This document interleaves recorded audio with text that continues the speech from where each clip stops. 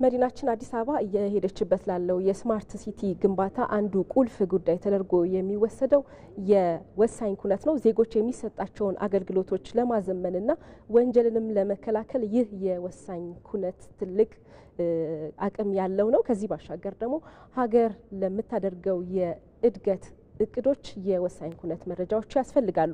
ወሳኝ ኩነት የነዋሪነት አዲስ መታወቂያ ማውጣት፣ ማደስ እንዲሁም ደግሞ የውልደትና የሞት የጋብቻ ሰርተፊኬትን የሚያካትት ጉዳይ ነው። ዛሬ በዳጉ ፕሮግራማችን የወሳኝ ኩነት ምዝገባ በመዲናችን አዲስ አበባ ምን ይመስላል የሚለውን ጉዳይ የምንወያይበት ይሆናል። አብራችሁን እንድትቆዩ ከመላ የቴክኒክና የዳይሬክቲንግ ባለሙያዎች ጋር በጋራ በመሆን አመት ራህማን ጀማል ቆይታ አደርጋለሁ። መልካም ጊዜ ይሁንላችሁ።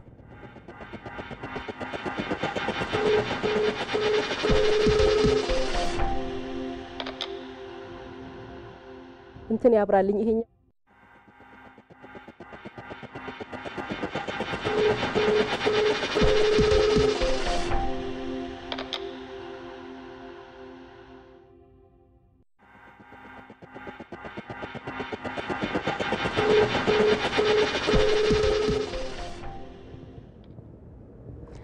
ተመልሰናል ተመልካቾቻችን። ቀደም ሲል እንዳስተዋወቅ ነው ዛሬ የወሳኝ ኩነት ምዝገባ በመዲናችን አዲስ አበባ ምን ይመስላል ብለን የምንወያይ ይሆናል። እዚህ እንግዳ ጋብዘናል። እንግዳችን አቶ ጥጋቡ ሹመይ ናቸው። የአዲስ አበባ ሲቪል ምዝገባና ነዋሪነት አገልግሎት ኤጀንሲ ምክትል ዋና ዳይሬክተር። እንኳን ደህና መጡ። አመሰግናለሁ። እንኳን ደህና ቆያችሁ። ውድ ተመልካቾቻችን ባነሳነው ጉዳይ ላይ ሀሳብ አስተያየቶቻችሁን ብትሰጡን በጣም ደስ ይለናል። ጥያቄዎቻችሁንም ማንሳት ይችላሉ። በኢትዮጵያ ቴሌቪዥን ቀጥታ ስርጭት እንዲሁም በፌስቡክ ገጻችን መከታተል ሀሳብ መስጠትም ትችላላችሁ። አብራችሁን እንድትቆዩ በአክብሮት በድጋሚ ነው የምንጋብዘው። እንግዳችን እንግዲህ ብዙ ጊዜ ወሳኝ ኩነት ይባላል። ከቅርብ ጊዜ በኋላ ጀምሮ ደግሞ በተለይ በጣም በሰፊው እየተሰራበት ይገኛል።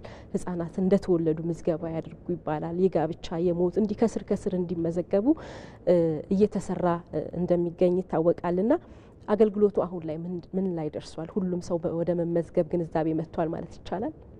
ኦኬ፣ አመሰግናለሁ። ወሳኝ ኩነት እንደምታውቂው ከአንድ ሰው በህይወት ዘመኑ ከልደት ጀምሮ እስከ ሞት ያሉ ኩነቶቹ ናቸው እና እነዚህ ኩነቶች በሁለት ነው የሚከፈሉት። አንዱ ተፈጥሯዊ የሆነ ኩነቶች አሉ። ልደት፣ ሞት ተፈጥሯዊ ኩነቶች ናቸው፣ ክስተቶች ናቸው እነዚህ። ከዛ ቀጥሎ ደግሞ አንድ ሰው በህይወት ዘመኑ ማድረግ ያለበት ማህበራዊ ጉዳዮች ደግሞ አሉ። ፈልጎ ወዶ ፈቅዶ የሚያደርጋቸው ጋብቻ፣ ፍቺ፣ ጉድፍቻ የሚባሉ ደግሞ እነዚህ ሰው በፍላጎቱ እንደየእድሜ ደረጃው እንደየሚኖርበት አካባቢ እንደየሚኖርበት ዘይቤ እነዚህ ኩነቶች ይከሰታሉ። ወሳኝ ኩነቶች የግድ በሰው ልጅ ላይ የሚከሰቱ እንደመሆኑ በወቅቱ መመዝገብ አለባቸው። በወቅቱ ሲመዘገቡ ብዙ ጠቀሜታዎች አሉት። ለግለሰቡ ራሱ ይጠቅመዋል፣ ለመንግስትም ይጠቅመዋል። ስለዚህ ወሳኝ ኩነቶች እንደ አዲስ አበባ ከተማ አስተዳደር ሲቪል ምዝገባና ነዋሪነት አገልግሎት በአዲስ አበባ ከተማ የተሟላ የወሳኝ ኩነት ምዝገባ ስርዓት እንዲኖር አትኩረን እየሰራ እንገኛለን። ከዚህ ጋር ተያይዞ አንዱ አትኩረን የምንሰራው የግንዛቤ ማስጨበጫ ስራዎች ናቸው።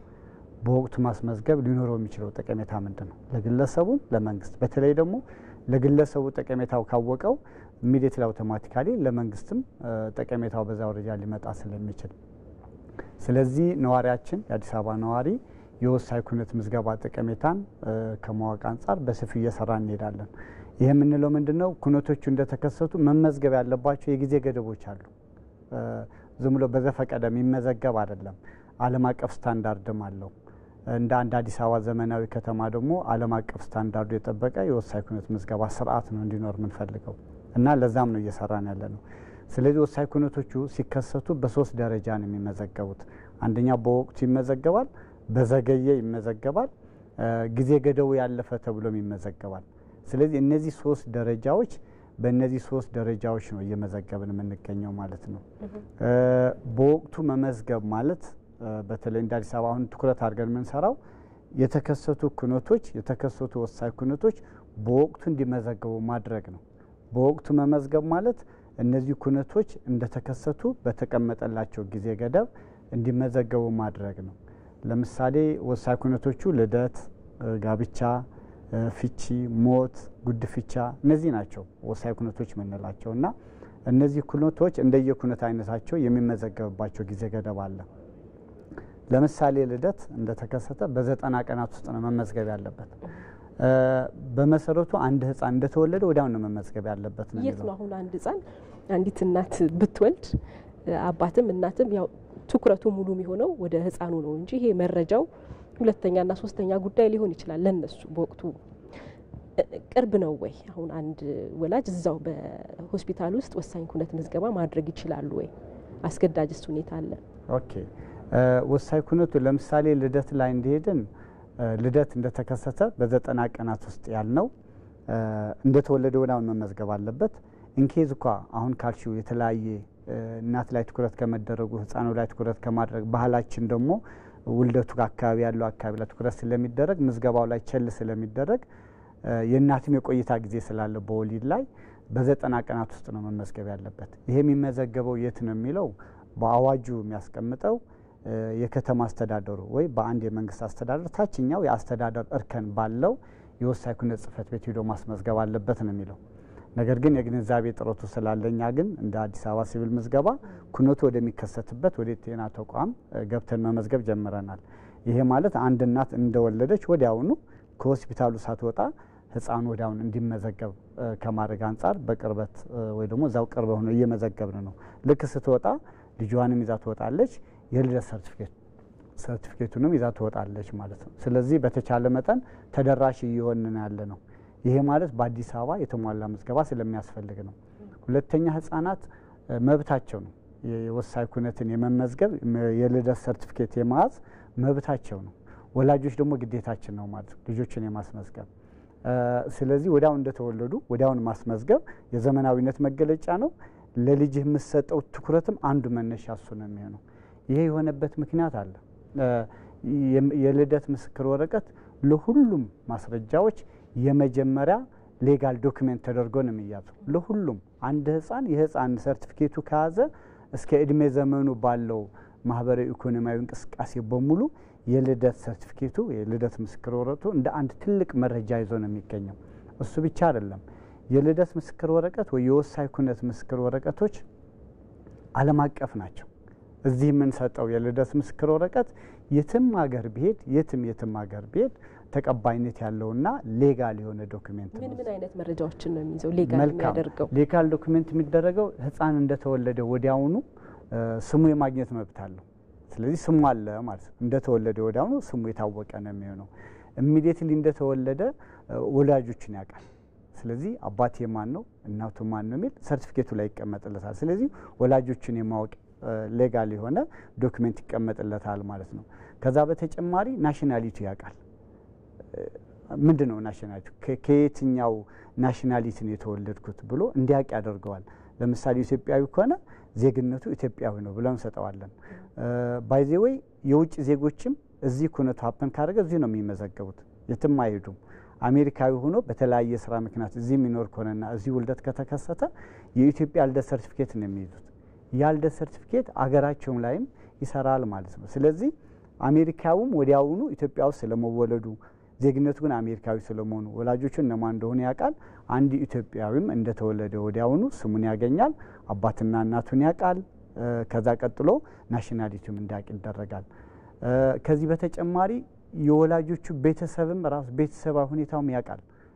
እናቱ የት ናት ዜግነቷ፣ አባቱ ዜግነቱ የት ነው፣ መቼ ነው የተወለዱት የሚለውም ጭምር መረጃ የያዘ ነው። ስለዚህ ለአንድ ህፃን ትክክለኛ የራሱንና የቤተሰቡን አጠቃላይ መረጃዎች የሚይዝ ዶክመንት ስለሆነ ይሄ ዶክመንት በጣም አስፈላጊ ነው።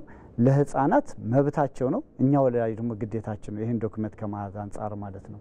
በተጨማሪ የት ነው የተወለደው፣ መቼ ነው የተወለደው፣ እንዴት ነው የተወለደው የሚል ከህክምና ጋር ተያይዞ ያሉ እንትኖች አሉ። የማሳወቂያ ወይ ደግሞ ዶክመንት አለ ህክምናዎች የሚጽፉት። እነሱ ዶክመንቶች መነሻ ተደርጎ ስለሆነ ትክክለኛ የተወለደበት ቀን፣ ሲወለድ የነበረው ሁኔታ በሙሉ የሚመዘገብ ስለሆነ ለአንድ ህፃን ትክክለኛ ማንነቱ መሰረት የሚጥልበት በዚህ በልደት ሰርቲፊኬት ይሆናል ማለት ነው። እንግዲህ ቀደም ሲል እንዳነሱት የውጭ ዜጎችም እዚሁ አገር ውስጥ የተወለዱ ህጻናትም እዚሁ እንደተወለዱ ሰርቲፊኬት ይሰጣቸዋል ተብሏል። እና በተለይ ከኢሚግሬሽን አገልግሎት ከናንተ ከኤጀንሲያችሁና ከጤና ሚኒስቴርም ጋር በጋራ የምትሰሩበት ሁኔታ አለ ወይ? ኦኬ ወሳኝ ኩነት ምዝገባ እንዲሁ በተናጠል ብቻ የሚከወን አይደለም። አሁን እንደ ኤጀንሲ ብቻ ለማሳካት ብለን ብንንቀሳቀስ አይሳካም። የብዙ ባለድርሻ አካላት ቅንጅት ይፈልጋል። በተለይ የልደት ሰርቲፊኬቱ አይምን የልደት ምዝገባውን ለማሳደግ ዋናው ቁልፉ ጤና ቢሮ ነው ወይ ደግሞ ሕክምናው ነው ወይ ደግሞ የጤና ተቋሞቻችን ናቸው። ምክንያቱም አንዲት እናት ከእርግዝና ክትትል ጀምሮ ወሊድ ተከስቶ ከወሊድ በኋላ ደግሞ የክትባት ክትትል ሌላም ጋር ታይዞ ረጅም ጊዜ ከጤና ባለሙያ እጅ ውጭ አትሆንም፣ ከጤና ክትትል ውጭ አትሆንም።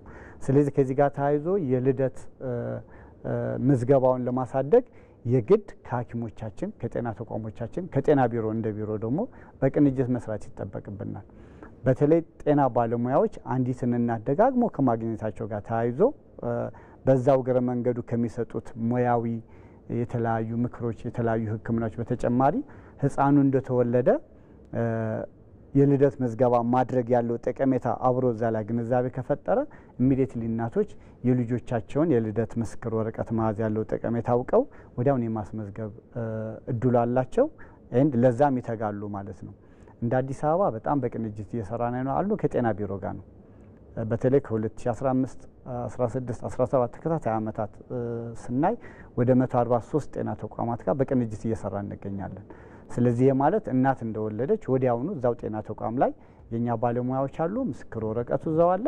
ህፃኑ የትም ሳይንገላታ እናትም እንደወለደች የትም ሳትንገላታ የልደት ምስክር ወረቀት ይዛ እንድትወጣ ያደርጋልና ከጤና ቢሮ ጋር በጣም በቅንጅት እንሰራለን። ሌላው እንግዲህ ህፃናት እንደተወለዱ የሚሰጣቸው መደበኛ ስም ላይሆን ይችላል። ወላጆች ያው አንዳንዴ በባህላችንም ልጆች ሲወለዱ ገንፎ የሚገነፋው እንኳን የገንፎ እህል እንኳን የሚዘጋጀው ሲቃረብ ልብስ የሚዘጋጀው ሲወለድ በአንዳንድ ባህሎቻችን ላይ ያለ ስለሆነ ስምም እንደዛው ነው። ወንድ ከሆነ ማሙሽ፣ ሴት ከሆነች ሚሚ እየተባለ ነው የሚጠራውና አንድ ሰው በዛ ነው የሚያስመዘግበው ወይስ በፈለገ ሰዓት ማስቀየር ይችላል? እንደ ወላጅም እንደ ልጅም። ኦኬ አንዳንድ ባህሎች አሉን። ያው ኢትዮጵያ ብዙ ባህሎች አሏት፣ ብዙ እሴቶች አሏት፣ ብዙ ጸጋ አለን። ምናከብረው እሴት አለ፣ ምናከብረው ባህል አለ። እሱ እናከብረዋለን ኢትዮጵያዊ ማንነታችን ስለሆነ። አንዳንድ ጉዳዮቻችን ግን መስተካከል ያለባቸው ደግሞ አሉ። አንድ ህፃን እንደተወለደ መመዝገብ አለበት ስንል እንዲሁ ለይስሙላ አይደለም። ሚጣ ማሙሽ እንዳም በእናት እኮ ነው የሚጠራው። ሚጣ በእናት ስም፣ አቡሽ በእናት ስም ነው የሚጠራው። ኢሚዲየትሊ እዛ አካባቢ አይዴንቲፋይ ለማድረግ የሚጠቀሙበት እንትን ነው። ከዛ ከቤት ከተገባ በኋላ አባትም እናትም ወይ ተማክሮ ወይ እናት እንደዚህ መሆን አለበት አባትም እንደዚህ አለበት ተብሎ ሌላ ወላጅ ሌሎችም አሉ ቤተሰብ እንደገና የራሱ የሆነ አስተዋጽኦ ያደርጋ እንደገና ይሄ ነው ስም መሆን ያለበት የሚልና ከዚህ ጋር ተያይዞ ብዙ ችግሮች አሉ። መሆን ያለበት ግን አንዲት እናት ልክ ለወሊድ ስትሄድ የተለያዩ ግብአቶች እንደምታዘጋጁ ለህፃኑ ልብስ የተለያዩ ነገሮች እንደሚዘጋጁ ሁሉ ስም አውጥተው ነው መሄድ ያለባቸው። ምክንያቱም የህፃኑ የመጀመሪያ ማንነቱ የሚታወቀው በዛ ምስክር ወረቀት ላይ ነው። ጨረስን ማለት ነው። ይሄ ደግሞ የሚሆን ከሆነ ትክክለኛና ትክክለኛ ስሙ መመዝገብ ስላለበት ለወሊድ ሲሄዱ ወደ ሕክምና ትክክለኛ ስም አውጥተው መሄድ አለባቸው። አሁን እያጋጠመን ያለው ችግር እሱ ነው። እኛ ሚጣማሙሽ ምናምን ብለን አንመዘግብም እንደዚህ አይነት ስም ስለሌለ። ስለዚህ እንደዚህ የሚሉ ከሆነ ሳይመዘገቡ ነው የሚሄዱት። ሳይመዘገቡ ሄዱ ማለት በወቅቱ መመዝገብ የነበረበት ህፃን በዘገየ ወይ ደግሞ ጊዜ ገደቡ ባለፈ ምዝገባ ይመዘገባል ማለት ነው። ይሄ ማለት ለህፃኑ ትክክለኛ በወቅቱ የተመዘገበ ምስክር ወረቀት አይዝም። እንደ መንግስትም የወሳኝ ኩነት ምዝገባ ከወሳኝ ኩነት ምዝገባ ጋር ተያይዞ የሚገኙ ማስረጃዎች መረጃዎች ጥራታቸው የተጓደለ ይሆናል። ለምሳሌ ወሳኝ ኩነት ምዝገባ እኮ ለግለሰቡ እንደሚጠቅመው ሁሉ ለመንግስት ለፖሊሲ ለተለያዩ ፕሮግራሞች ለተለያዩ እቅዶች ይጠቅማሉ። ለማህበራዊ ለኢኮኖሚያዊ ለሆኑ ልማቶች ለእቅድነት ያገለግላል። አንድ መንግስት እንደ መንግስት የህዝቡን ብዛት ማወቅ ይፈልጋል። የህዝቡን ፍላጎት ማወቅ ይፈልጋል። ከዚህ ጋር ተነስቶ ነው እቅድ የሚያቅደው። የናክል ትምህርት ቤት ያስፈልገኛል፣ የናክል ጤና ተቋም ያስፈልገኛል፣ ይናክል ሕክምና ያስፈልገኛል የሚለው መነሻው ከእንደዚህ አይነት እቅዶች ተነስቶ ነው። ካልሆነ ግምታዊ ነው የሚሆነው። ስለዚህ እንደዚህ አይነት መረጃዎች ትክክለኝነታቸው ለማረጋገጥ ትክክልም እንዲሆኑ በወቅቱ የተመዘገበ ምዝገባ ሲሆን ለመንግስትም ለግለሰቡም ጠቀሜታ አለበት። አንድ ነገር ምን ነገር ከዚህ ጋር ተያይዞ አሁን በብዛት ልደት እያወጣን ያለ ነው። ትላልቅ ሰዎች ልደት ይወጣሉ ጊዜ ገደቡ ባለፈ ማለት ነው። እኔና አንቺም ልደት ከተጠየቀን ልደት እናወጣለን። ልደቱ ምን ተብሎ እንደሚሰጥ ታውቂያለሽ? የህፃኑ ስም ወይ የህፃኗ ስም ተብሎ ነው የሚሰጠው። ለኔና ላንቺ አሁን ብንሄድ የህፃን ወይዘሪት ወይ ወይዘሮ ብሎ አይደለም የሚሰጥ ልደት ሰርቲፊኬት። የህፃኑ ስም ወይ የህፃኑ አሁን ላንቺ ለህፃኗ ስም ተብሎ ነው የሚሰጥ። ለኔ ደግሞ የህፃኑ ስም ተብዬ አቶ ይቀጥላል። ከዛ በኋላ እድሜ ይላል 40 50 60 እያለ ይሄዳል። ስለዚህ ምዝገባችን ኋላ ቀር ነው። እኛ ልደት ሰርቲፊኬት ልደት ምስክር ወረቀት ለህፃናት ትክክለኛ አሰራር ዘመናዊ አሰራር የሚባለው ለህፃናት ነው። ለዚህ ነው ህፃናት በወቅቱ ልደት ምስክር ወረቀት መያዝ አለባቸው የሚለው። አሁን ግን በብዛት እያየን ያለ ነው ለተለያየ አገልግሎት ልደት ሰርቲፊኬት አምጡ ሲባል አስገዳጅ ሲሆን ወረዳ ይሄዳሉ፣ ሲስተም የለም ይባላል፣ ክፍለ ከተማ ይሄዳሉ፣ እንዲሁ ሲንከራተቱ ይውላሉ። ይሄ ማለት ምን ማለት ነው? በወቅቱ ማስረጃ አለመያዝ፣ በወቅቱ ትክክለኛ መረጃና ማስረጃ አስመዝግቦ አለመያዝ በኋላ የሚፈጠርብን የተለያዩ የቢሮክራሲ ጣጣዎች ችግር ውስጥ ይገባሉ። ስለዚህ ህፃኖቻችን በአሁኑ ማስመዝገብ እንደዚህ አይነት ነገሮች እንዳይከሰትባቸው ካሁኑ መልክ ማስያዝ ነው ማለት ነው። መልካም እንግዲህ የስልክ መስመራችን ላይ ደዋይ እንዳሉን እየተነገረን ነው። ያው ጉዳዩ ህብረተሰባዊ ስለሆነ ሁሉም የሚወያይበት ጉዳይ ነው። ደዋያችን እናገኛቸው። ሄሎ ጤና ይስጥልኝ። ጤና ይስጥልን። ማን እንበል? ከየት ነው የሚደውሉልን? አለሙ ጋዲሳ እባላለሁ ከዚህ ከአዲስ አበባ ንፋስ ስልክ ላፍቶ ክፍለ ከተማ።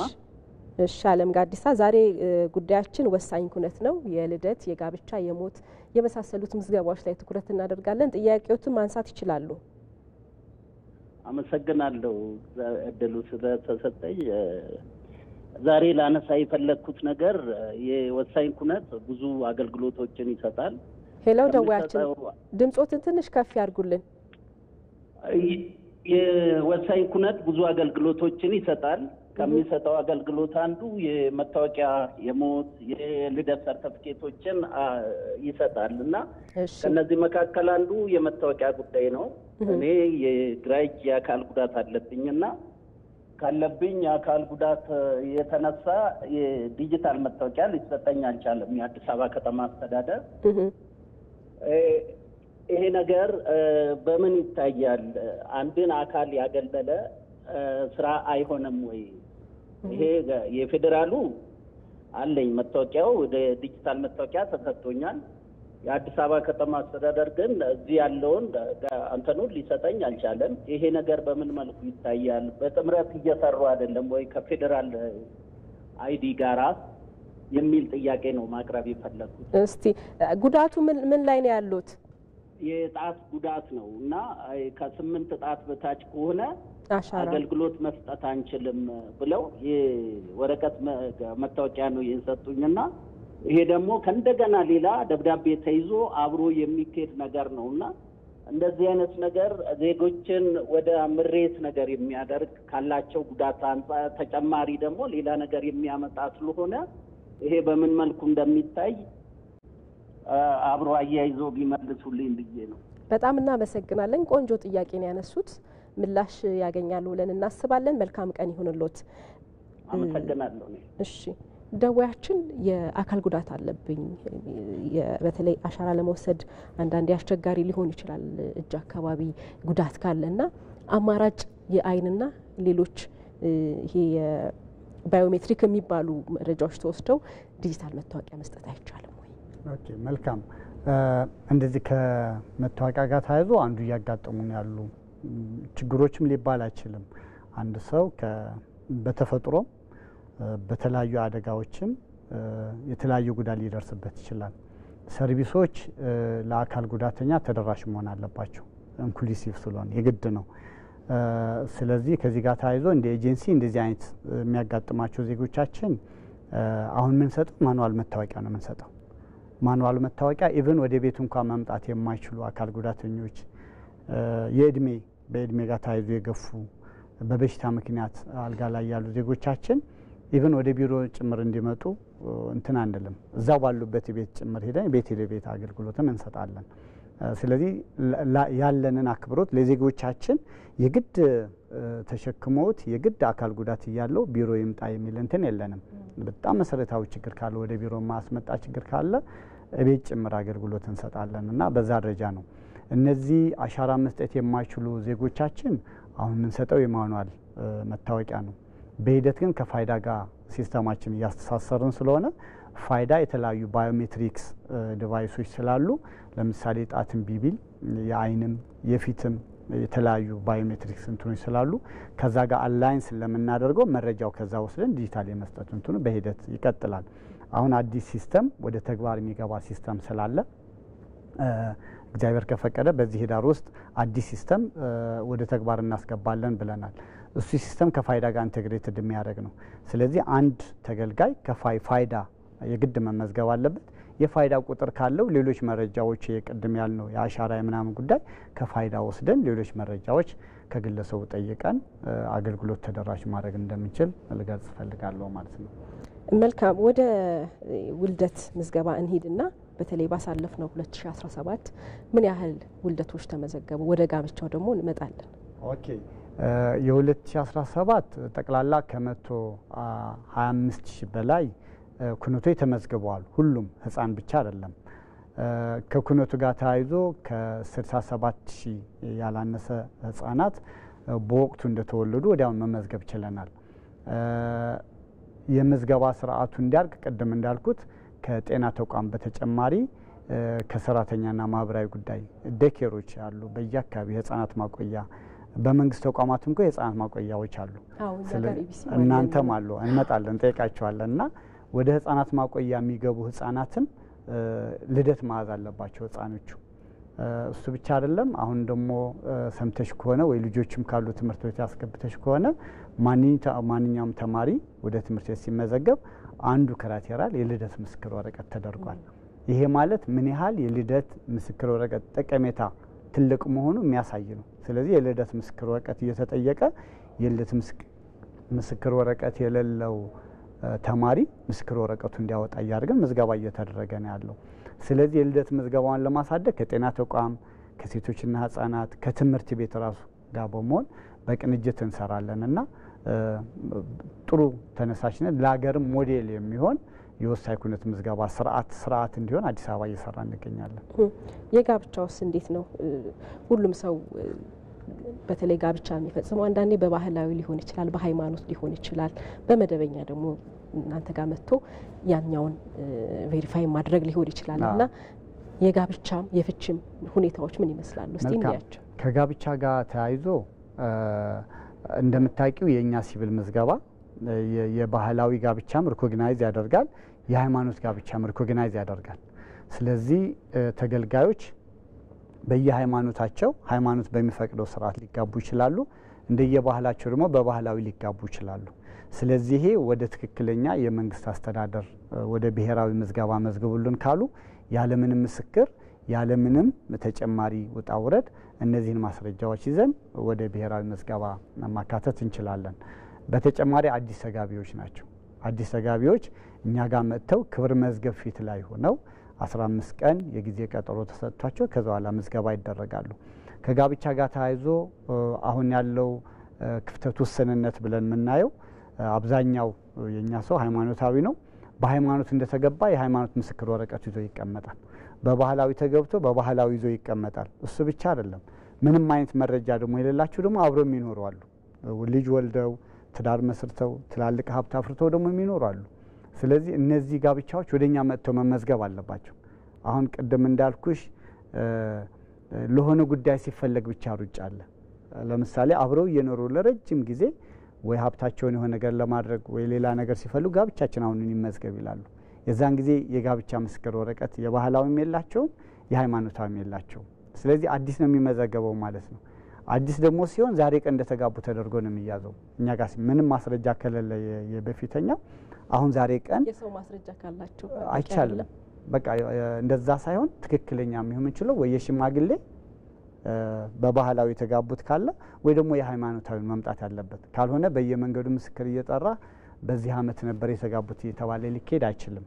እንደዚህ አይነት አሰራር ስለሌለ ስለዚህ ጋብቻ ይዘን ያለን ሰዎች ወደኛ መጥተው ጋብቻቸው ማስመዝገብ አለባቸው።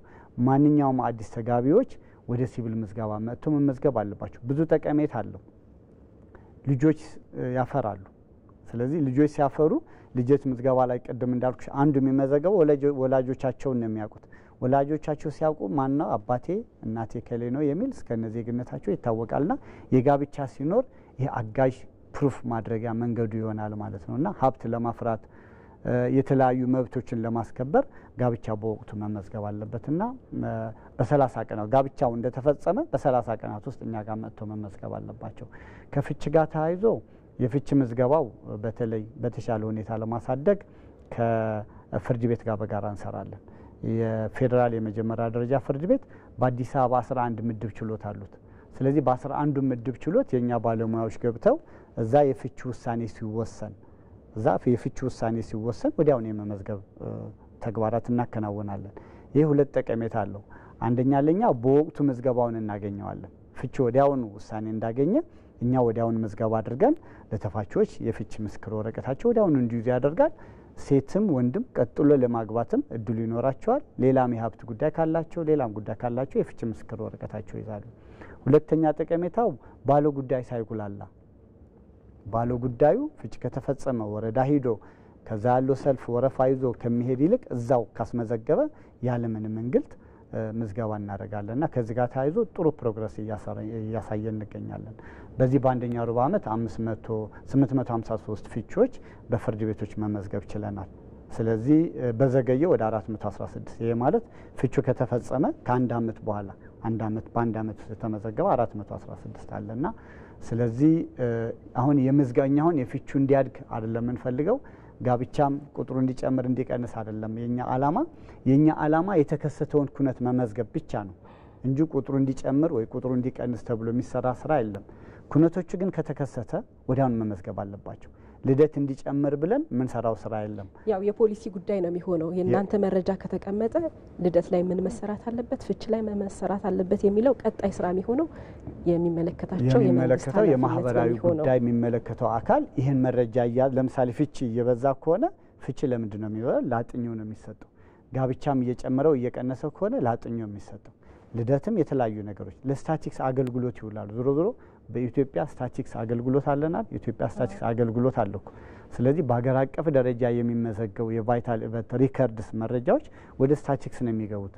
ስለዚህ ስታቲክስ እነዚህ ሁኔታዎች እያየ ለመንግስት አካላት የተለያዩ ኢንተርቬንሽን በሚያስፈልጋቸው ጉዳይ ላይ ኢንተርቬንሽን እንዲኖረው አስተያየት ይሰጣል ወይ የተለያዩ ነገሮች ይሰራል ማለት ነው። ሌላው ብናነሳው መልካም የሚሆነው ጉዳይ ብዬ የማስበው የጉዲፈቻ ጉዳይ ነው። እንግዲህ ጉዲፈቻ በባህላችን በጣም ጥሩ የሆነ ሰዎች በወላጆቻቸውን በተለያየ ምክንያት ቢያጡ እንደ ወላጅ ሆኖ በፍጹም ፍቅር በፍጹም ሙሉ ልብ ከልጆች እኩል ልጆችም ከሌሉ እንደ ልጅ አድርጎ የማሳደግ ፍጹም ልዕልና ያለው ባህላችን ነው። ከዚህ ባሻገር ደግሞ እንደዚሁ በማደጎ ሰዎች እየተወሰዱ ያድጋሉ፣ በድርጅቶችም ሊሆን ይችላልና የጉዲፈቻ ፕሮሰሱ ህጋዊ ሂደቱ ምንድነው? አንድ ልጅ እንደ ልጅ እንዲያድግ ወይም ከልጆች እኩል ሆኖ እንዲያድግ መሰረታዊ መብቱ እንዲጠበቅለት ህጋዊ ሂደቱ ምንድነው? ኦኬ ጉዲፈቻ ጋር ተያይዞ እንዳልሽው ትልቅ የሰብአዊ ስራ ነው እና አንድን ህፃን እንደ ልጄ እንደ ልጆች አድርጌ ማሳደግ ትልቁ የሰብአዊነት ስራ መበረታታት ያለበት እንደ ኢትዮጵያውያን መተጋገዝ ያለብን ጉዳይ ብዬ ነው ማምነው። ጉዲፈቻ አንድ ሰው ይችላል ወይ አይችልም whatever ምንድነው የሚለውን ነገር የፍርድ ቤት ጉዳይ ነው የሚሆነው። ፍርድ ቤት ነው የሚወስነው። አንቺ አንዲት ህፃን ወይ አንድ ህፃን ጉዲፈቻ ወስዳለሁ ካልሽ ፍርድ ቤት የራሱ ማሟላት ያለብሽ ክራይቴሪያዎች አቅማለሽ ወይ ምናምን የሚሉ ነገሮች የፍርድ ቤት ጉዳይ ይሆናሉ። ምንድናቸው ክራይቴሪያ የሚለው? እንደኛ ግን ጉዲፈቻ ከተወሰደ በኋላ አንድ ሰው በፍርድ ቤት ጉዲፈቻው ከጸደቀለት በወቅቱ መመዝገብ ሰርቲፋይድ ማድረግ ነው። ኢቨን ህፃኑ ልደት ሰርቲፊኬቱ እንኳን ከኖረው ልደት ሰርቲፊኬቱ እንዲወሰድ ይደረግና የጉዲፈቻ ምስክር ወረቀት እንዲይዝ ነው የሚደረገው። ይሄ ማለት የልጁ ማንነት በትክክል አሳዳጊው እንዲያውቅ ከማድረግ አንጻር ነው። ቅድም ያልነው አንዱ የልደት ምስክር ወረቀት ትክክለኛ ሌጋል የቤተሰቦች ሁኔታ የአሳዳጊዎች ሁኔታ የሚያውቅበት ነው ለህፃኑ። ስለዚህ ልደት እያለ የወላጆቹ ስም በትክክል ተገልጾ ማንነቱ ይታወቃል። በጉድፍቻ ሲሄድም ትክክለኛ አሳዳጊው ማን እንደሆነ ከመቼ ጊዜ ጀምሮ ከሱ ጋር እንደሆነ ማስረጃ አለው ማለት ነው እና ጉድፍቻዎችን በወቅቱ በመመዝገብ የህፃኑ ትክክለኛ ማንነቱ እንዲጠበቅ እንዲከበር እንዲያቅ እያደቀ ሲሄድ እያወቀ እንዲሄድ ከማድረግ አንጻር ጠቀሜታው ጎላ ስለሆነ አሁንም ከመጀመሪያ ደረጃ ፍርድ ቤት ቦሌ ምድብ ችሎት ነው ጉድፍቻ ውሳኔ የሚሰጠው። ስለዚህ እዛ ባለሙያ መድበን እዛው የሚከሰትን የጉድፍቻ ውሳኔ ወዲያውን መዘግባለን ማለት ነው። እንግዲህ ሌላው የምናየው ጉዳይ በአዲስ አበባና በተለይም እንደ ኢትዮጵያዊም በአጠቃላይ ስለ ምዝገባ ያለን አመለካከት ምን ይመስላል የሚል ነው። ክቡራን ተመልካቾቻችን ያላችሁት ከዳጉ ፕሮግራማችን ጋር ነው። የዛሬው የዳጉ ፕሮግራማችን የወሳኝ ኩነት ምዝገባ ላይ ትኩረት አድርጎ እየተወያየ ነው የሚገኘው። እነዚህ ያነሳናቸው ጉዳዮች ላይ የግል የገጠሟችሁ ነገሮች ካሉ ብትደውሉልን በቀጥታ ስልክ መስመራችን የምናገኛችሁ ይሆናል። ስለዚህ በአዲስ አበባ ያለውን የማስመዝገብ ልምድ ምን ይመስላል ብዬ ነበር። ኦኬ፣ በልደት ላይ ጥሩ ለውጦች አሉ፣ ጥሩ መነቃቃት አለ፣ ጠቀሜታውም እየታወቀ ነው። ኢቭን አንድ ወላጅ ለራሱ ልደት ለማውጣት የተለያዩ ቢሮክራሲዎች ማለፍ ሲጀምር ለልጁ ወዲያውኑ ማውጣት እንዳለበት እያወቀ የመጣበት ሁኔታ አለ። በጤና ተቋም መዝገባችን እናቶች እንዲያውቁ ማድረግ ችለናል። በትምህርት ቤት ምዝገባ ማድረጋችን ልደት ምስክር ወረቀት አስፈላጊነቱ በእያንዳንዱ ወላጅ ቤት እንዲገባ ማድረግ ተችሏል። ስለዚህ ድሮ ከነበረው አሁን ልደት ምስክር ወረቀት በማውጣት ላይ የተሻለ ግንዛቤ አለ። ሌሎችም ኩነቶች የተሻለ ለውጦች አሉ ብለን እንወስዳለን። አሁን የሚቀሩ ነገሮች ምንድናቸው? ከጋብቻ ጋር ተያይዞ ያሉ ምዝገባ ሁኔታ የተወሰነ መድከም አለ ወይ ደግሞ ውስንነት አለ። አሁን ግንዛቤው ጋር ተያይዞ በየትም የሃይማኖት ስርዓት ሊጋባ ይችላል፣ በየትም የባህላዊ ስርዓት ሊጋባ ይችላል። ወዲያውኑ መጥቶ ከማስመዝገብ አንጻር አሁን ግንዛቤው አናሳ ነው። ስለዚህ ከሃይማኖት ተቋማት ጋር መስራት ከተለያዩ አደረጃጆች ጋር መስራት ይጠበቅብናል ማለት ነው። ሌሎች ኩነቶች ግን እያደጉ የመጡበት ሁኔታ አለና ከዚህ በበለጠ ግን ባይዘዌ አሁን አዲስ አበባ ባለችበት ነባራ ሁኔታ አገራችንን ባለችበት ነባራ ሁኔታ የተከሰቱ ወሳኝ ኩነት ምዝገባዎች የተከሰቱ ኩነቶችን በወቅቱ ማስመዝገብ የግድ ነው የሚለው። እሺ እንመለስባቸዋለን። የስልክ መስመራችን ላይ ደዋይ እንዳለው የተነገረ ነው። ሄሎ ሄሎ፣ ጤና ይስጥልን ደዋያችን። ጤና ይስጥልን፣ በጣም አመሰግናለሁ። እሺ እስቲ ራስዎትን ያስተዋውቁን። እኔ ተሾማ አረጋው እባላለሁኝ። ከዚህ ከአዲስ አበባ ኮተቤ አካባቢ ነው የምደውለው። እሺ ቀደም ሲል አንድ ደዋያችን በአጋጣሚ ስለ መታወቂያ ነገርም አንስቶ ነበረ። የኔም ጉዳይ በዛ ላይ የተመረኮዘ ነው። ምንድነው እሱ በዚህ በመታወቂያ አሰጣጥ ጉዳይ ላይ ምዝገባ ከተካሄደ በኋላ ለማህበረሰቡ በወቅቱ ታትሞ አለመድረስ በነዋሪዎች ላይ በጣም ከፍተኛ ችግር እየፈጠረ ነው። ከነዛ ከተጎጂዎች ውስጥ አንዱም እኛ ነን እና በሐምሌ ወር የተመዘገበ መታወቂያ እስካሁን ድረስ ተራ እየጠበቀ ነው የሚል መልስ ነው የሚሰጠን። ነገር ግን በተቃራኒው ደግሞ አሁን በጥቅምት ወር ተመዝግበው አሁኑኑ የደረሳቸው ሰዎች አሉ። ይሄ አሰራሩ ምንድን ነው? እሱ ግልጽ ሊሆንልን አልቻለም። እኔ ከዚህ በፊትም አንድ አመት ምናምን ቆይቶ የወሰዱ ልጆች አሉ፣ እኔ ጋ ልጆቼ ማለት ነው። ስለዚህ ይሄ ነገር አሰራሩ ምን ችግር አለበት? ቅደም ተከተሉን ጠብቆ አይሄድም ወይ? እና ይሄ ነገር እንዴት ነው የሚታየው ለማለት ፈልጌ ነው። አመሰግናለሁ። ደዋያችን የት አካባቢ ነው ያሉት? የት ነው የሄዱት? የትኛው አገልግሎት? ኮተቤ ወረዳ 11 ወሳኝ ኩነት ምዝገባን እንግዲህ የተመዘገብ ነው። እዛ ጋር ከሐምሌ ወር ሐምሌ 23 የተመዘገበ መታወቂያ እስካሁን ድረስ አልደረሰም። ምን እንደሆነ ለማወቅ አልቻለም። እዛ ሄደን ስንጠይቅ ወረፋ እየጠበቀ ነው የሚል ነው። እነሱም ደውለው ነው የሚጠይቁት እንጂ እነሱ እዚህ የሚያትም ነገር የለም። ክፍለ ከተማም አይታተምም፣ በኤጀንሲ ነው የሚታተመው መሰለኝና ያ ነገር በቃ የሚሰጠን ወረፋ እየጠበቀ ነው የሚል ብቻ ነው። እሺ እናመሰግናለን። ቀደም ሲል ደዋያችን ኮተቤ 11 ወረዳ 11 አካባቢ የምዝገባ ካደረኩ በኋላ ሊደርሰኝ አልቻለም ፕሪንቱ ነው ያሉትና ምንድነው ችግሩ? ኦኬ ከየካ ወረዳ 11 ነው ደዋያችን የደወሉት። ከዚህ ከመታወቂያ ጋር ታይዞ በሐምሌ ወር ተጠይቆ ሳናገኝ አሁን በጥቅምት ወር ግን የተጠየቀ እየደረሰ ነው የሚል ነው። ትክክል ነው። ከመታወቂያ ጋር ታይዞ የህትመት ግብዓት የተወሰነ ችግር ገጥሞ ስለነበረ ለሶስተኛ ወገን ህትመቱ ሰጥተን ነበረ። ለፖስታ ቤትም ሰጥተን ነበር። ሌላም አይሲቲ ባርክ ትልቅ ህትመት አለ። ለዛ ሰጥተን በዛ እያሳተምን ነበረ። ከዛ ጋር ታይዞ የተወሰነ መዘግየቶች እየተስተዋሉ ነበረ። አሁን ግን በአሁኑ ጊዜ የግብዓት እጥረቱ ፈተን በክፍለ ከተማ ማተም ጀምረናል። እነዚህ ቀድሞ የጠየቁ ተገልጋዮቻችን ቀድሞ ስንሰጠው ሲያትምልን በነበረ ድርጅት እጅ ላይ ነው ያሉትና እነሱ እስኪመጡ የዘገየበት ሁኔታ አለ። አሁን እየደረሰላቸው ያለው ግን አሁን ከክፍለ ከተማ ማተም ከጀመርን ጀምሮ ያሉ ህትመቶች ኦልሬዲ እነሱ ማተም ስለተጀመሩ በቅርብ እየደረሰ ነው ያለው።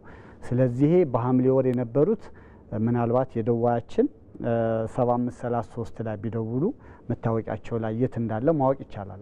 አሁን እዚህ ሳልወጣ እኔም የነጻ የስልክ መስመር ነው ነጻ የስልክ መስመር ነው 7533 ደውለው ኤኤ ቁጥር አለ ኤኤ 00 እያለ ወደ 10 ዲጂት አለና እሱን ቁጥር ቢነግሯቸው መታወቂያቸው አሁን ምን ላይ እንዳለ ታትሞ ከሆነ ማዕከል ላይ ነው ወይ ክፍለ ከተማ ነው ወይ ወረዳው ላይ ደርሷል ወይ የሚል አሁንኑ ማወቅ ይችላሉ። ኦሬዲ ባክሎክ የነበሩን ከዚህ ድርጅት ጋር የነበሩ ህትመቶች ኦሬዲ አልቀዋል። ምናልባት ከስርጭት ጋር ተያይዞ የተፈጠረ ጋፕ ካለ የት ጋር ስርጭቱ ራሱ ማን ጋር ነው ያለው የሚለውን አሁን ቢደውሉ 7533 ላይ ይህን ቁጥር ቢነግሯቸው መታወቂያ ያለበት ሁኔታ ማወቅ ይችላሉ። ከዚህ በዘለለ አሁንም መረጃ ካጡ ወደኛ ቢሮ ቢመጡ የት ነው እናንተ ቢሮ? አዲሱ ገበያ ሸገር መናፈሻ ውስጥ ነው የምንገኘው። ስለዚህ መጥተው ቢመጡ በአካል ወዲያውኑ መታወቂያቸውን ሰጥተን መንሸኛቸው መሆኑ ለመግለጽ ወዳለሁ። ምናልባት እንግዲህ ከአካል ጉዳት ጋር ተያይዞ ደግሞ እንደዚህ አይነት ችግር ያለባቸው ሰዎች ሊኖሩ ይችላሉ። የእሳቸውን ሁኔታ በግልጽ ባላቅምና እነሱስ እንዴት ነው ወደ እናንተ የሚመጡት? መምጣት ማይችሉ ሊኖሩ ይችላሉ። እንደነገርኩሽ ነው። አሁን ኦሬዲ የነበረው ክፍተት እየተዘጋ ነው፣ እየተሞላ ነው። ስርጭት ላሉ ክፍተቶች ካሉ እነሱ ነው የምናያቸው እንጂ ኦሬዲ ታትመው አልቀዋል። ስለዚህ ከማዕከል ጀምሮ ስርጭቱ ወደ ወረዳ ሲሄድ ወይ ክፍለ ከተማ ላይ የመዘግየት ወይ ወረዳው ላይ የማሳወቅ እየደወለ ማሳወቅ አለበት። ቴክስትም አለ ይደርሳቸዋል። ስለዚህ ከዚህ ጋር ተያይዞ የሚፈጠር ክፍተት ካለ እዛ ላይ እናየዋለን ቶሎ መድረስ ስላለበት። የአካል ጉዳትም ሌላ ማንኛውም ተገልጋያችን በዚህ ጉዳይ ላይ ጥያቄ ወይ ደግሞ ዘገየብ የሚል ካለ 7533 እየደወለ ችግሩ የት ጋር እንደሆነ እየለየ ችግሩን ከታወቀ ወዲያውኑ አገልግሎት ማግኘት ይችላልና ወዲያውኑ መውሰድ ይችላሉ። ከዚህ በተለየ ሌላ ችግር ካለ ግን ለኃላፊ ለምሳሌ ለኔ ለምክትል ዋና ዳይሬክተሩ አቶ ጥጋው አገናኙን ካሉ 7533 እኔን ማግኘት ይችላሉ። ስለዚህ ያለውን ችግር አይተን ወዲያውኑ የመፍታት ስራ እንሰራለን። አሁን ግን ህትመቱ ወደ ክፍለ ከተማ ስላመጣ ነው በዚህ ደረጃ ለስርጭቱ ጊዜ የሚወስድ አይኖረውም ማለት ነው። በጣም ጥሩ። ቀደም ሲል እያነሳ ነው የነበረው ጉዳይ አለ። አጠቃላይ ግንዛቤያችን ምን ይመስላል? የወሳኝ ኩነትና ሌሎች ምዝገባዎች ላይ ማስመዝገብ የሚለውና ግንዛቤ አሁን እያደገ እየመጣ ነው ብዬሻለሁ። ያ ማለት ግን ወደ ተሟላ ምዝገባ ግን አልሄድንም። የህፃኑ ስም እያልን አቶ ኬሌ እያልን ለአገር ገጽታም ጥሩ አይደለም። ወደ ተለያየ ዓለም ሀገር ነው የሚሄደው ሰርቲፊኬት ለኢትዮጵያ ብቻ የሚያገለግል እንደ የአዲስ አበባ መታወቂያ ለአዲስ አበባ ብቻ እንደሚያገለግለው አይደለም።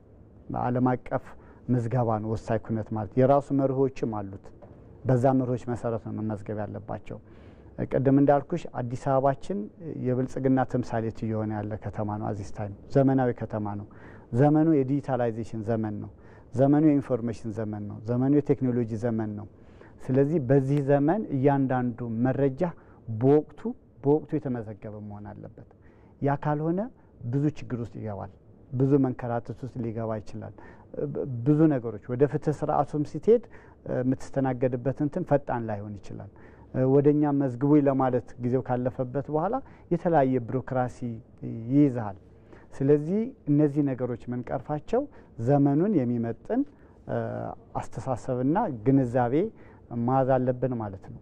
ስለዚህ የተሻለ ግንዛቤ እያደገ ነው ብንልም ግን አሁንም ግን በወቅቱ መጥቶ ማስመዝገብ ላይ ውስንነት አለ። ስለዚህ የአዲስ አበባ ነዋሪያችን የተከሰቱ ኩነቶች ልደት እንደተከሰተ በ90 ቀናት ውስጥ የማስመዝገብ ልምድ ማድረግ አለበት። ሌሎቹ ኩነቶች ጋብቻ፣ ፍቺ፣ ጉድፍቻ፣ ሞት የምንላቸው ኩነቶች እንደተከሰቱ በ30 ቀናት ውስጥ መመዝገብ አለባቸው። ይህ ትክክለኛ ዓለም አቀፍ የምዝገባ ስርዓት ነው። አዲስ አበባ ዘመናዊ ነው። የአዲስ አበባ ሕዝብ ለኢንፎርሜሽን ቅርብ ነው ከሌላው ክልል በተለየ ሁኔታ። ስለዚህ በዚህ ጊዜ ማስመዝገብ ዘመናዊነት ነው። በዚህ ጊዜ በተለያየ ምክንያት ማስመዝገብ ካልተቻለ በአንድ ዓመት ውስጥ መመዝገብ አለበት። በአንድ ዓመታቸው ሁሉም ኩነቶች አምስቶቹ በአንድ ዓመት ውስጥ መመዝገብ አለባቸው። ያ ካልተመዘገበ በአንድ ዓመት ከዛ በላይ ካለፈ ጊዜ ገደው ያለፈበት ነው የሚሆነው። ይሄ ማለት እኔና አንድ ህፃን አንድ ዓመቱ ያለፈበት እኩል ነው እንትኑ ማለት ነው። ለሱም የህፃኑ ስም ተብሎ ሲሰጠም ለኔም የህፃኑ ስም። ስለዚህ ጊዜ ገደው ያለፈበት ምዝገባ ነው። ጊዜ ያለፈበት ምዝገባ ለስታቲክስ አገልግሎት አይውልም። ለግለሰቡ ሊጠቅመው ይችላል። ለስታቲክስ ግን ለሀገሪቱ ለከተማችን ግን ሊጠቅም ስለማይችል ቅድም ባልኩሽ በወቅቱ ወይ በዘገየ ዋናው በወቅቱ ነው። ካልሆነ ግን በዘገየ መመዝገብ አለባቸው። ስለዚህ ግንዛቤ በዚህ ደረጃ እያደገ ዘመናዊነታችን ማሳየት አለብን እንጂ ሁል ጊዜ ስትፈለግ ብቻ ለሆነ ነገር አምጣ ስትባል ብቻ መኖራራት ከሆነ ወረዳዎች ላይ መጨናነቅ የሚፈጥረው አንዱ ይሄ ነው። በቀላሉ ማስተናገድ የሚችለውን ስራ ወይ በወረፋ ወይ በሆነ ነገር ችግር ገጠመኝ በማለት ተገልጋዮች ሊንገላቱ ይችላሉና እርግጥ እንግልት አለ እያልኩ አይደለም፣ ግን አንዳንድ ጊዜ አይታወቅም በመሀል ላይ የሚከሰተው ነገር የኔትወርክ የመብራት መረጃ ማግኘት አለበት። ያው መታወቂያም ይዞ መምጣት አለበት። ብዙ ሪኳየርመንት አለ። በተለይ ጊዜ ገደቡ ካለፈ የተለያየ ማስረጃ እንደገና ትጠየቃለህ። ነው ወይ አይደለም? እኔ አሁን ልመዘገብ ጥጋው ነው ወይ ማስረጃ አምጣ፣ መታወቂያ ጠፍቶኛል፣ እሺ መታወቂያ እንደገና ማውጣት ትሄዳለህ። የተለያዩ ውስብስብ ውስጥ ትገባለህ። ስለዚህ ኩነቶቹ ግን እንደተከሰቱ በጊዜው በተባለው ጊዜ ከተመዘገበ ቀጣይ ላሉ ማህበራዊ ኢኮኖሚያዊ እንቅስቃሴዎች በሙሉ የተሳለጠ አገልግሎት እንድታገኝ ያደርጋል። ፍትህ ላይ ብትሄድ ፈጣን ፍትህ እንድታገኝ ያደርጋል። አንድ የልደት ምስክር ወረቀት የያዘ አንድ የጋብቻ የፍቺ እነዚህ ምስክር ወረቀት የያዘ ፍርድ ቤት ሄዶ ምስክር አይጠራም። ራሳቸውን ችለው የቆሙ ማስረጃዎች ናቸው። ራሳቸው ብቻ ቆይ ምስክር ጥራ፣ ስምህ ከሌ ነው ወይ እድሜህ እንደዚህ ነው ወይ አይልም ፍርድ ቤት። ልደት ካለ አውቶማቲክ ነው የሚፈርድልህ። የፍቺ ምዝገባ ካለ ወዲያውን ነው የሚወስንልህ። የጋብቻ ወዲያውን ነው የሚወስንልህና ስለዚህ ለፍትህ ስርዓቱም ቅልጥፍና በጣም ወሳኝነት አለው። ለሀገራችን ለከተማችን ልማት ወሳኝ አለው። ለግለሰቡ ደግሞ ቅድም ባልኩሽ ደረጃ ነውና ስለዚህ ነዋሪያችን የአዲስ አበባ ነዋሪ እነዚህ 5 ኩነቶች እንደተከሰቱ ማስመዝገብ መቻል አለብን። ይህን በማድረግ ዘመናዊነታችንን ማስመስከር አለብን ለማለት ነው። መልካም እንግዲህ ታላቁ ሩጫ በኢትዮጵያ እሁድ ይካሄዳል። 25ኛ ዓመቱ ነው። ልጆች እንደተወለዱ በወቅቱ ይመዝገቡ የሚል ሞቶ አድርጎ ነው የሚንቀሳቀሰው። ከዚህ ባሻገር ደግሞ በተለያዩ ሚዲያዎች እንደዚሁ እየተገኛችሁ ግንዛቤ መፍጠር ስራዎች ትሰራላችሁ ብለን እንጠብቃለን። በትክክል ከኢሚግሬሽንም ከጤና ቢሮም ጋር በመሆን በሚመቻቹልን ፕሮግራሞች እየቀረብን ግንዛቤ ማስጨበጡና በጋራ ትልቅ ባይዘዌ በጣም ምስጋና አለን። ግሬት ራን ታላቁ ሩጫ ህፃናት መመዝገብ አለባቸው በወቅቱ ቀደም ባልኩሽ ደረጃና ይህን ሞቶ ይዞ ታላቁ ሩጫ መዘጋጀቱ እንደ ኤጀንሲ ትልቅ አክብሮት አለን። ከዚህ ጋር ተያይዞ እንደ አዲስ አበባ ከተማ አስተዳደር ሲቪል ምዝገባና ነዋሪነት አገልግሎት ኤጀንሲ ማገዝ ያለብን ጉዳዮች በሙሉ ለማገዝ ዝግጁ ነን። አመሰግናለሁ። እንግዲህ አሁን የደረሰን ጥያቄ አንደኛው ምንድነው በተለይ አገልግሎቱን ለመውሰድ ህጋዊ ክፍያዎች ሊኖሩ ይችላሉ። ህግ ወጥ ሰዎችን እንዴት ነው መከላከል የሚቻለው? መልካም ኤጀንሲያችን ሰፊ ስራ የሚሰራ ነው። የኛ አገልግሎቶች ህጋዊ የሆነ ነዋሪያችን እንደሚፈልጋቸው ሁሉ ህገወጥ የሆኑ ግለሰቦች የኛን አገልግሎት በተለያየ መልኩ ይፈልጓቸዋል። ስለዚህ እና እንደ ኤጀንሲ ከዚህ በፊት ከነበረን ተሞክሮ ተነስተን የብልሹ አሰራሮች እንዳይኖሩ የተለያዩ በተለይ ከ2015 ዓመተ ምህረት ጀምሮ ተቋማዊ ሪፎርም ያደረገ ተቋም ነው። ስለዚህ በአሰራራችንም በአደረጃጀት በቴክኖሎጂ ምቹ ሁኔታ በመፍጠርም የተለያዩ መልኩ ክፍያ አለው። የምኑ እነዚህ አሁን ወሳኝ ኩነቶች ክፍያ አላቸው። ክፍያቸው ግን የታወቁ ናቸው። ለምሳሌ ወቅታዊ ምዝገባ ልደት በጤና ተቋም ከተከሰተ አናስከፍልም። ወቅታዊ ምዝገባውን ለማበረታት ስንል ማለት ነው። ይሄ ከኢሚግሬሽን ጋር ተነጋግረን በሰርኩላር አስፈቅደን ያደረግነው ነው። አሁን የመጣው አዲስ አዋጅን ነፃ ነው ወቅታዊ ምዝገባ ከሆነ። ከወቅታዊ ምዝገባ ከዘለለ ግን ክፍያ አላቸው። አሁን ግን አዋጁ ኢምፕሊመንት እስኪሆን ድረስ በእኛ ወረዳ ላይ የሚመዘገቡ ክፍያ አላቸው። ያን ያክል ብዙ አይደለም። ጊዜ ገደው ያለፈ ክፍያ አለው። በጤና ተቋምና በፍርድ ቤት የሚመዘገቡ ምዝገባዎች ግን በነፃ ነው የምንመዘገበው። ምክንያቱም ወቅታዊ ምዝገባውን ለማሳደግ ስንል ማለት ነው። እንግዲህ ዋናው ሰዎች ተመዝግቦ ህጋዊ ማንነት እንዲይዙ ፖሊሲ አውጪዎችም እሱ መረጃ ላይ ተንተርሰው የሚያወጡት ፖሊሲዎች ህዝብን ጠቃሚ እንዲያደርጉና በተለይ አዲስ አበባ ላይ ደግሞ ስማርት ሲቲ ነች።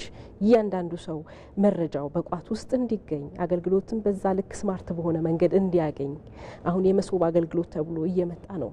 ብዙ አገልግሎቶች በተቀናጀና በፈጠነ መልኩ እንዲሄዱና እንደዚህ ያሉ ጉዳዮችን ለማቀናጀት ይረዳል ብለን እናስባለን። የተጠየቁ ጥያቄዎችን በትክክል ስለመለሱ እናመሰግናለን። ፕሮግራሞቻችን በዚሁ ብናጠቃልል መልካም ነው። አቶ ጥጋቡ ሹመይ የአዲስ አበባ ሲቪል ምዝገባና ነዋሪነት አገልግሎት ኤጀንሲ ምክትል ዋና ዳይሬክተር አብረውን ስላሉ እንደዚህ ጠቃሚ መረጃዎችን ስላደረሱ እናመሰግናለን። ሌሎች ፕሮግራሞችን በዚህ ጉዳይ ላይ ቀርጸን ግን እንደምንገናኝ ተስፋ አደርጋለሁ። አመሰግናለሁ። እንገናኛለን። ታንኪዩ። ክቡራን ተመልካቾቻችን የዛሬው የዳጉ ፕሮግራማችን የወሳኝ ኩነት ላይ ትኩረት አድርጎ ውይይት አድርጓል። የወሳኝ ኩነት የነዋሪነት አዲስ መታወቂያ ማውጣት፣ ማደስ፣ የልደት፣ የሞት፣ የጋብቻ ሰርተፊኬትን ለማግኘት ወሳኝ ኩነት በመሄድ መረጃዎችን ማውጣትና ህጋዊ መረጃዎችን መያዝ ይቻላል የሚለው ላይ ነበረ ትኩረት ያደረግነው። አመት ረህማን ጀማል አብሬያችሁ ቆይታ አደረግኩኝ ከመላው የቴክኒክና አዘጋጆችም ጋር በጋራ በመሆን ነው። ጤና ይስጥልኝ።